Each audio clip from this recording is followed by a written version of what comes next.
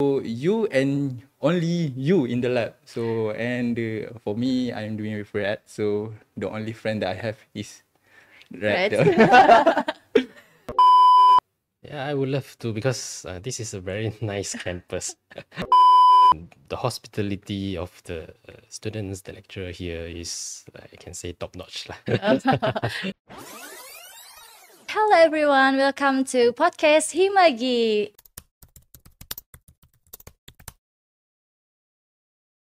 My name is Fairof Zulfa, and we are very happy to have this podcast because we have special guests from Malaysia. So they are students from UKM or Universiti Kebangsaan Malaysia. So without any further ado, please introduce our guests. So please introduce yourself first, maybe. All right. Okay, thank you, Fairof. So I'm Lew. My full name is Lew Leong Chen. You can call me Lew. So I'm a postgraduate PhD student from Universiti Kebangsaan Malaysia. So I'm following profiling me currently to your university to deliver a workshop on scoping review. So my topic of research is on diabetic patients, which we will provide them with meal replacement, and we will monitor their glycemic control and reduction, etc. So now I'm actually in the final phase of my study, so which is the most tedious phase, including writing everything. So yep, I'm working on to finish my PhD. Hopefully by next year. Okay, so what should I call you? Lew? You can address me as Lew. Lew, okay. So our next guest? Okay, Assalamualaikum. Selamat tengah hari. Nama Mohd Hafiz Zuhdi Fairof. Boleh panggil Zuhdi, or you all can call me Zuhdi. And I'm also a PhD student.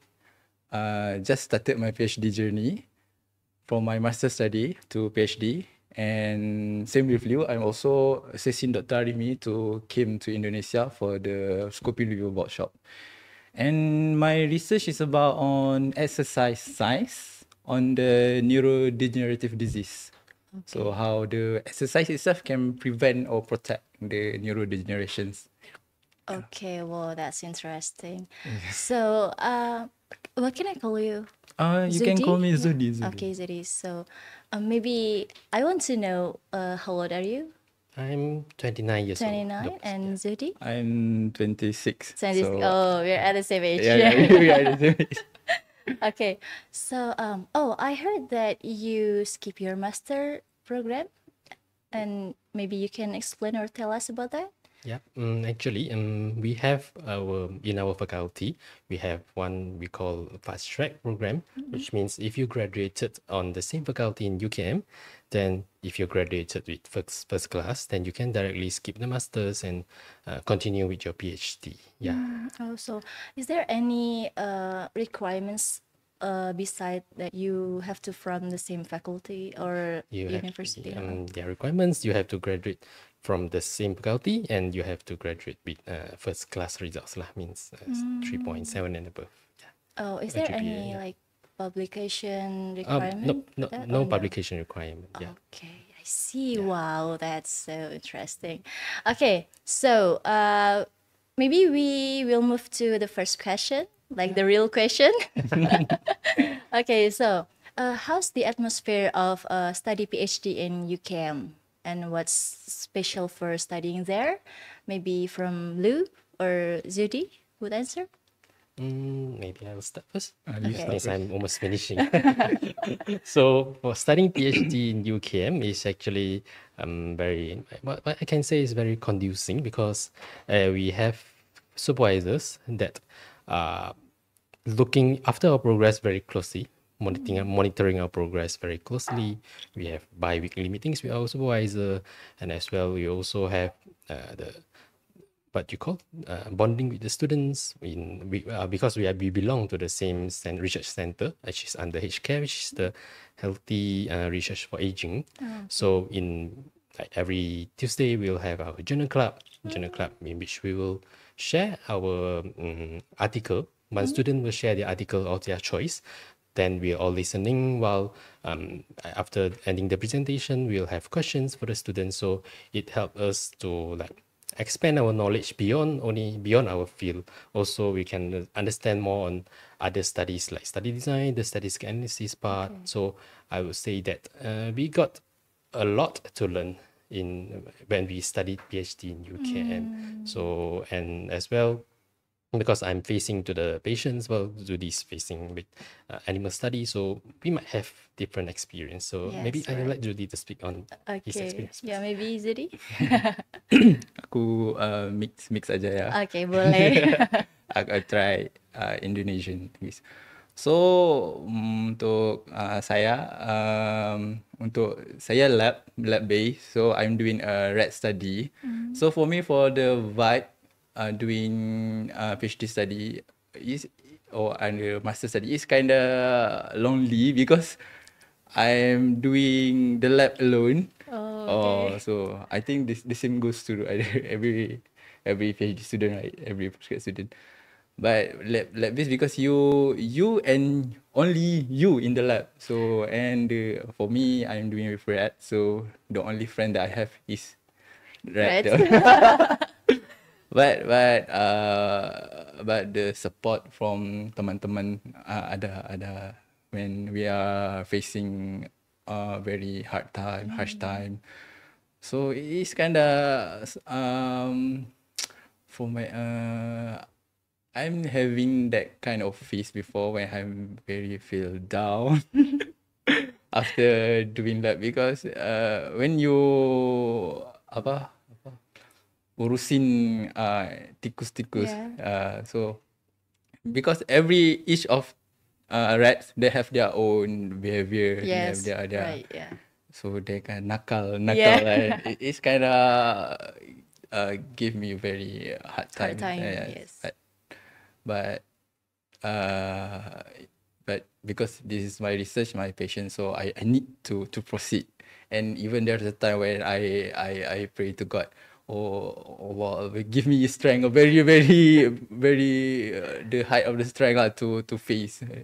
It is a kind of hard journey to continue our study later after undergrad as an undergrad student, but because it's my patience doing the research study and even maybe to contribute to the community after that, so it also give me the strength.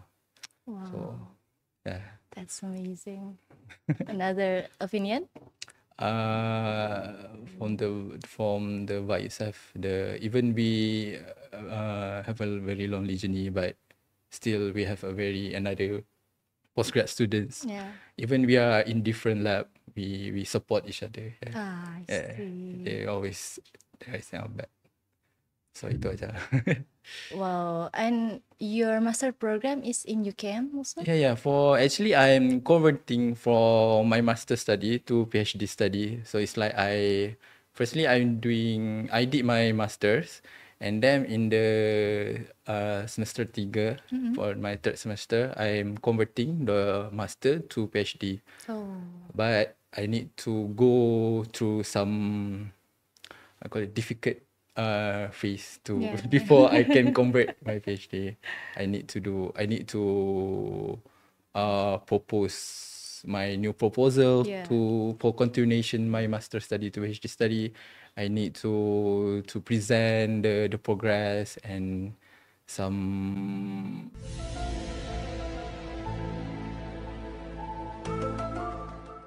A few moments later. evaluation. Evaluation. Evaluasi. Yeah. Oh. So Okay. that's So, basically, kalian studi PhD, berarti banyak sit-in or maybe lab based or My PhD is actually can say community based. So I will be facing the patients. So we are collecting the data from we have our outpatient clinic for the university hospital. So we'll be finding diabetic patient over there. Then we'll pujuk them to join our intervention. Then after they join, then we need to monitor with their their intake, monitor did they actually take because we are providing meal replacement for the Yeah. diabetic patients, so we need to monitor whether do they comply with the meal replacement or not. So it involves a lot of like communication with the patients. So you need to try to like make sure the participants really understand the importance of like taking meal replacement and the importance of having their blood sugar really drop down. So you need to make them understand so that they can actually comply to the intervention. So that is but patient based. Oh, yeah. Okay. So your research or your has finished. So you are now working on your paper based on your results. We have finished the data collection. So now mainly in analysis and writing the paper for publication. Okay. Right. Good luck. Hopefully. And how about you, Zuhdi? Because I'm doing a lab base, so and after this I will start my third phase of my intervention for another batch or another group of rat. So hopefully it will go smoothly before this. So I'm just prepare my mental and physical for the upcoming batch for my Okay. Good luck for you. So, talking about research, is there any funding projects or maybe funding for your research? Maybe you include professor projects or something else about your funding? Yeah, well, for my project, we are actually collaborating with an industrial partner, which this is their product. So we'll be running the clinical trial for them. Then they'll provide the fundings, they'll provide the product. So, yeah. And Zuhdi? For my project, recently my project got approved from the government grant research from the government. So for the grant itself, it will provide a funding for my overall study, and then but I need to contribute back to the community for my research. Oh, So okay, that's I the see. funding. And for student itself, there are some, I think, pinjaman or loan or scholarships, something like that to facilitate the study. To help us to cover our fees. Yeah. Maybe Okay. some monthly stipends, monthly payments. Yeah. Okay, well, it's quite similar with here in Indonesia. Yeah. So, for PhD students, is there any difference in research output? Maybe like in Indonesia, usually for bachelor's as master, we usually, maybe make some products or maybe we collaborate with government to menghasilkan kebijakan atau evaluasi untuk kebijakan dan lain sebagainya. Kalau di UKM sendiri atau di Malaysia sendiri seperti apa? Similarly, we do have quite a number of collaboration, no matter with government or like for myself, industrial partner as well lah. So in our research center alone, I think there's one study in which they use ulam raja to hasilkan product, then they collaborate with industrial partner to actually market that product. Then for government collaboration, we have to have like grants from the government to carry out the research. Okay. So maybe Zuhdi have another opinion? For the output for PhD study, I think the PhD students need to produce 2 papers, right? For PhD Minimum studies, 2 papers. minimum 2 papers. And for the masters, one paper, satu. Yeah. They need to be accepted to the journal. Yeah. Before you can submit for thesis and graduate. Okay, so is there any collaborative project that you already done, or especially with another student abroad, maybe, or maybe with professor abroad? And can you tell us your experience about that, if you have? So far, not, because we for me lah. I mean, we mainly focus to finish up the whole PhD project first before we explore further into this. Probably next time in future Okay. from here. For me, we have that plan to collaborate with abroad researchers, since in my study I'm using their pattern intervention, so I might need them to collaborate with my study. There's a plan for that, and also uh, apart from us, there are other researchers that did the collaboration with others research abroad. So Okay, so I'm sorry. So you're taking biomedic or nutrition? I'm taking biomedical science. And I'm biomedical. oh, same. Okay. Serious. So wait a minute. I have to read that one.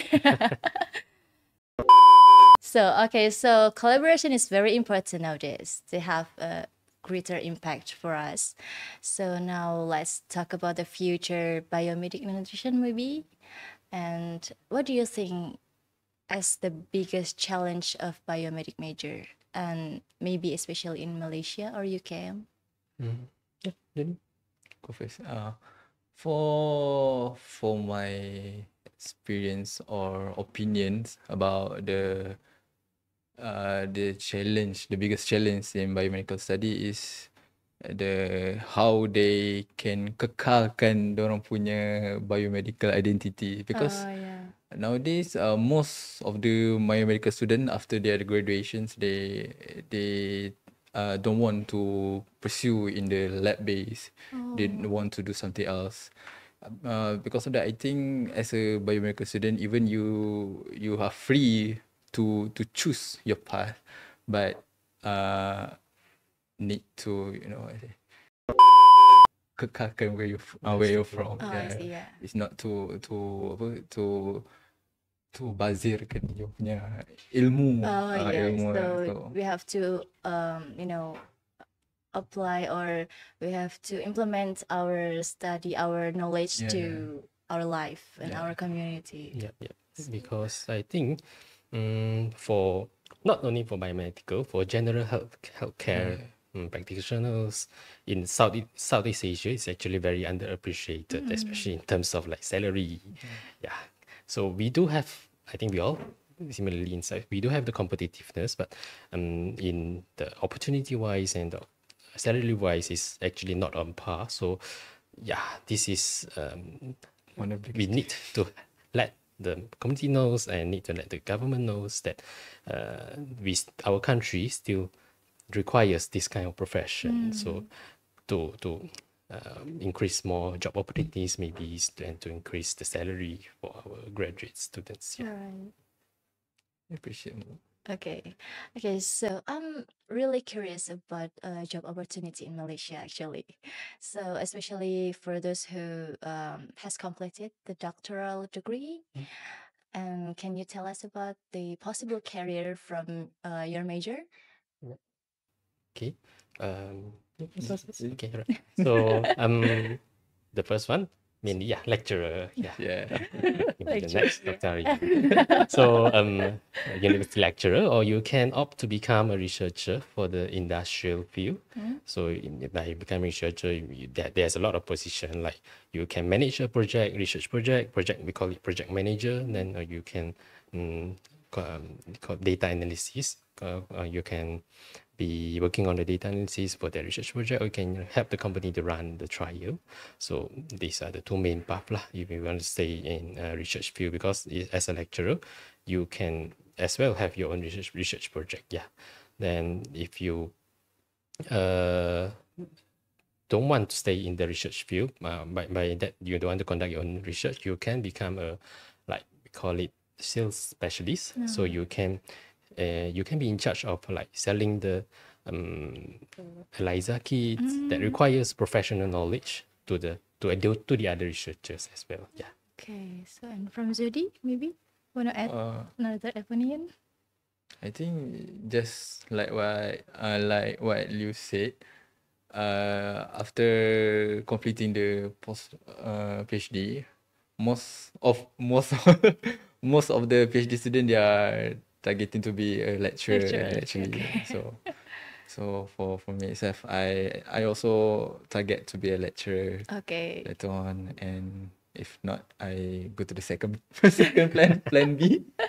So Maybe what's my your second plan? my second plan is I'm still proceed for the research. Yeah, Okay. maybe to try to develop more my research so that I can contribute more to our community. So that's my plan B.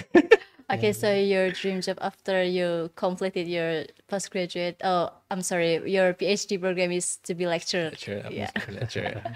All right. Oh, there's another question from students in Undip, especially from Faculty of Medicine, Nutrition College. Yeah. So, is it possible for us to, to pursue our PhD program in UCAM? And is there any tip for us if we want to apply for the doctoral program there? Yes, you can actually pursue your PhD degree over at UCAM. We do have quite a number of overseas students. We have students from China, Indonesia as well. I have one senior from Indonesia. Both about to graduate as well. Same, I think we'll have the same. Hopefully, we'll have the same convocation time. Then I think you just need to apply. Yeah. Okay. Yeah. And I find your own supervisor for. You can apply for UKM for the study, even if you don't want to choose our faculty, because we are the branch, we are the Kuala Lumpur branch, we are apart from our main campus, but you also can apply for the main campus if you want to study there about science and technology faculty. Yeah. So. Okay. So, in science and technology faculty? Science and... So that's one is if you want to further apart from our faculty, because our faculty is more into health sciences. Oh, If you want to okay, I go see. to food science tech, Food technology. science tech, Science tech. Oh, science. you can go there. Oh, okay, I see. Wow, that's very informative. So, for the last question, maybe, and what's your hope after coming in Indonesia, and especially coming to Universitas Diponegoro? What's your hope after this? Maybe you want to come here next time, or Yeah, I would love to, because this is a very nice campus. Yeah, and you all have very good facilities. And the hospitality of the students, the lecturer here is, I can say, top notch lah. thank you for that. We would very much love to come here next time, like for future research collaboration, maybe. Yeah, maybe we can conduct research collaboration Yeah, with yeah. students here. Okay, so kapan pulang ke Malaysia? On Sunday. Sunday. Yeah. Oh, so I heard that you come here by train. Yeah. Yeah. So maybe you can tell us about that a little bit. Your journey come to Indonesia. The train was nice because the Yeah, seat yeah. was very spacious. Okay. They even give us Yeah, you have the blanket. blanket. Yeah. We don't have it in Malaysia. We kind of Oh, shocked. right. Oh, I see. So Yeah. you naik pesawat dari Malaysia ke Jakarta. Yeah. Yeah. And then you naik kereta. Pergi dekat stesen Gambir, dan tunggu masa naik kereta. Oh, Naik kereta api lah sampai sini malam. Oh, okay. So it will be the same for your back to Malaysia. Yeah. Yep. Okay. It's kind of nice to see the Indonesian view through windows of the KAI. Oh, KAI, yeah. Yeah, KAI. Yeah. It's very. It gave a very lovely journey, I guess. Yeah. For us to. So it's your first time or your second time for coming in Indonesia? This is my very first time. Your very first time. Very And first time. Lew? I actually been here for quite around 4 or 5 Oh, times. Yeah, wow. into other cities, but the first time in Semarang. Oh, okay. Yeah, I First see. time Semarang. Have you ever been to Bali? Yes, yes. Okay. Beautiful place. Right, so semoga selamat. Besok pulangnya sampai ke Malaysia ya. Alright. Okay, so I'm very happy and I'm very honored to have you here as our guest today. And so have a safe flight, have a safe trip. Okay. Salam untuk profesornya. And hope to see you again next time maybe. And for your information, you're the very first guest on maybe Himagi podcast. I guess so. You're the first guest. So this is our very First first time also. So I get nervous. Yeah. So thank you very much for your coming today, for your time. Thank you. And I hope we can share another, experience in the future, maybe collaborative, collaboration research or Yeah, yeah. etc.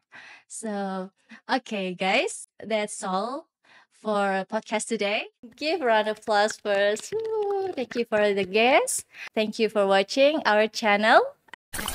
Bye bye.